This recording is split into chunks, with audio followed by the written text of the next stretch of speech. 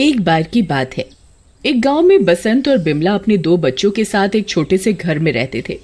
उनके बड़े बेटे का नाम राहुल और छोटे बेटे का नाम मोहित था। बसंत अपने दोनों बच्चों को बहुत प्यार करता था, पर बिमला दोनों में फर्क करती थी। वो अपने बड़े बेटे राहुल को हमेशा डांटती रहती थी और छोटे बेटे मोहित को बहुत प्यार करती थी।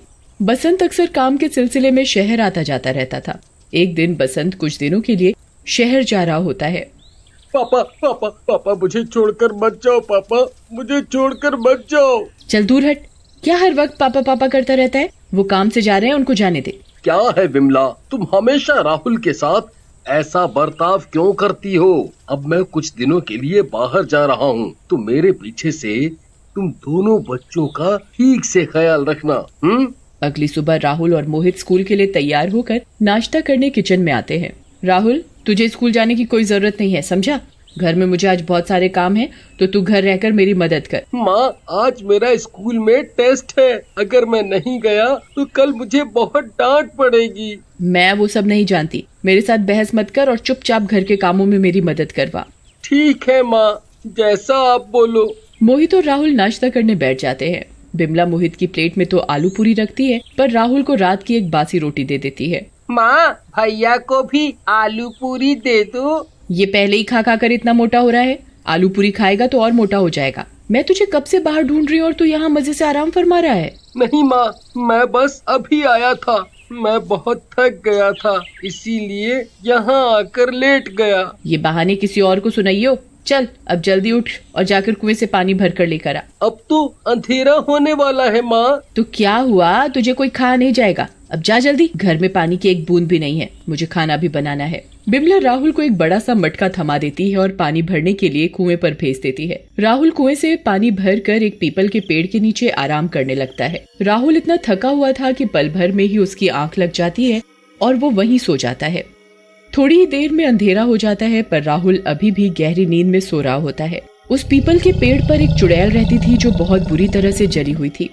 वो चुड़ैल दिन में तो किसी को परेशान नहीं करती थी, पर रात को जो भी उस पेड़ के पास से गुजरता था वो उसे खा जाती थी। रात को जब वो चुड़ैल नींद से जागती है तो राहुल को नीचे सोते हुए देखती है।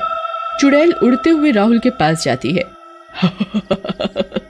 मेरा आज का खाना, इस बच्चे को खाकर तो मुझे बहुत मजा आएगा। चुड़ैल की आवाज से राहुल की अचानक आंख खुल जाती है। चुड़ैल, चुड़ैल, मुझे कोई बचाओ, कोई मुझे बचाओ। यहाँ कोई नहीं आएगा तुझे बचाने। अब तो मेरा शिकार है, मैं तुझे खाकर अपना पेट भरूंगी। चुड़ैल, मुझे कोई बचाओ, मुझे कोई बचाओ, बचाओ बचाओ। मुझे जाने दो, मुझे अपने घर जाना है, मुझे अपने घर जाना है, मुझे जाने दो।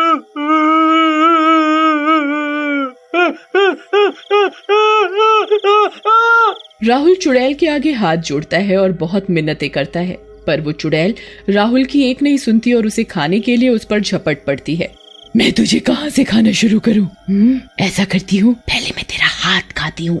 चुड़ैल जैसे ही राहुल को खाने के लिए उसका हाथ पकड़ती है, उसे राहुल के हाथ पर एक अजीब सा जले का निशान दिखता है। ये निशान कैसे पड़ा तेरे हाथ पर?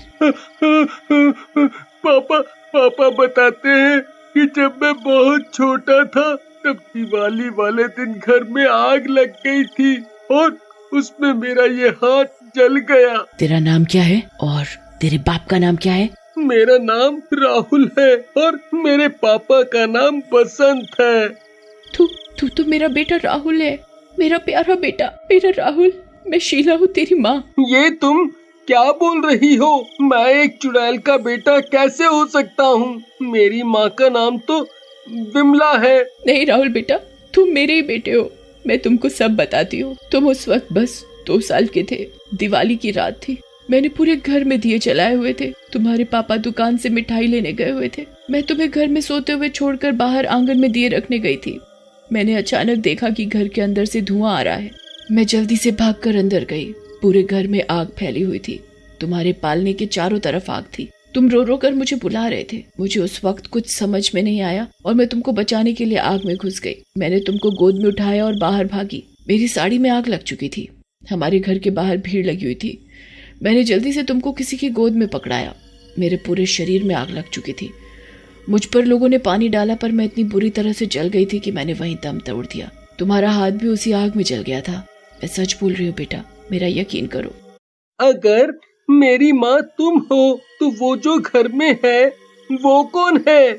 वो तुम्हारी दूसरी माँ है। मेरे मरने के बाद तुम्हारे पापा ने दूसरी शादी कर ली थी ताकि तुम्हारी अच्छे से परवरिश हो सके। पर वो तो बहुत बुरी है, मुझे बहुत मारती है, हर वक्त डांटती रहती है, मुझसे पूरा दिन काम करवाती है और मुझे ठीक से खाना भी नहीं देती। अच्छा, उसकी इतनी हिम्मत, वो मेरे बेटे को दुखी करेगी? उसे तो अब मैं बताऊंगी। चल घर चलकर उसकी खबर लेते हैं। राहुल अपना मटका उठाता है और चुड़ैल के साथ अपने घर वापस आ जाता है।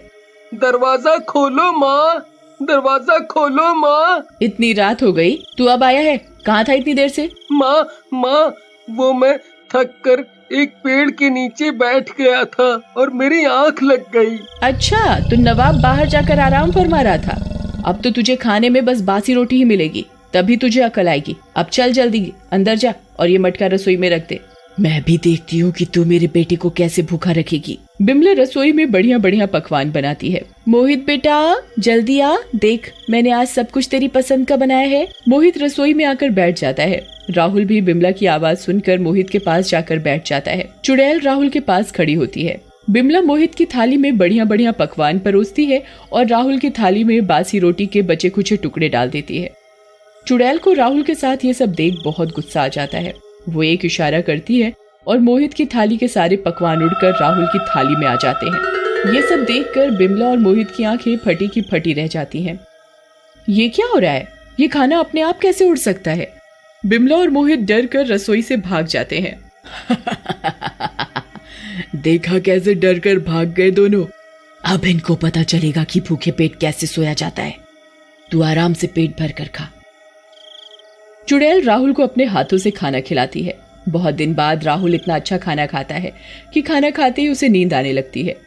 चुड़ैल जादू से राहुल के लिए बढ़िया सा बिस्तर बिछा देती है और राहुल पल भर में सो जाता है। चुड़ैल राहुल को सुलाकर बिमला के कमरे में जाती है और वो जाकर देखती है कि बिमला और मोहित भूख की वजह से ठीक से सो नहीं पा रहे। अब आया ना मजा? बढ़िया ही मेरे बेटे को बासी रोटी देने वाली, तुझे तो मैं बताती हूँ। चुड़ैल एक इशारे से बिमला और मोहित के बिस्तर को चींटी से भर देती है। मोहित बुरी तरह चिल्लाने लगता है। माँ माँ, ये इतनी सारी चींटियां कहाँ से आ गईं? इनको भगाओ माँ। आए।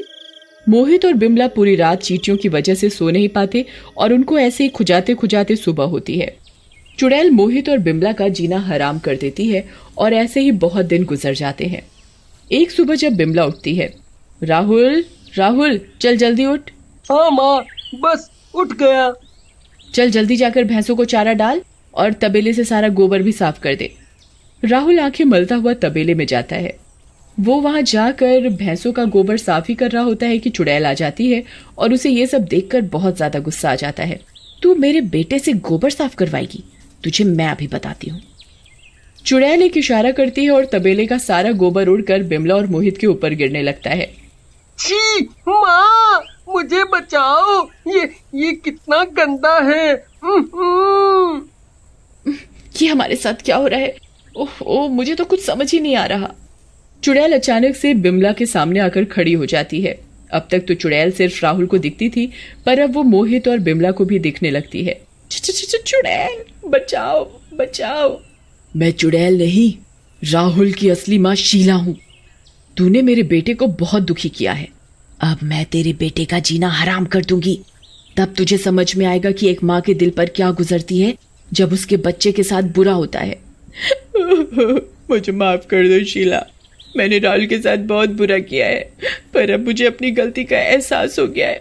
मैं जिंदगी में कभी दोबारा राहुल के साथ कुछ बुरा नहीं करूंगी। मैं राहुल और मोहित दोनों को एक समान प्यार दूंगी। मुझे एक मौका तो दो। बिमला को आखिरकार अपने किए पर पछतावा होने लगता है। चुड़ैल बिमला को एक आखिरी मौका देती है। अगर तूने अब मेरे बेटे के साथ कुछ भी बुरा किया तो मैं तुझे और तेरे बेटे को जिंदा नहीं छोड़ूंगी। चुड़ैल हमेशा के लिए वहां से चली जाती है। बिमला राहुल को मोहित जितना प्यार करने लगती है और पूरा परिवार हंसी खुशी रहने लगता है।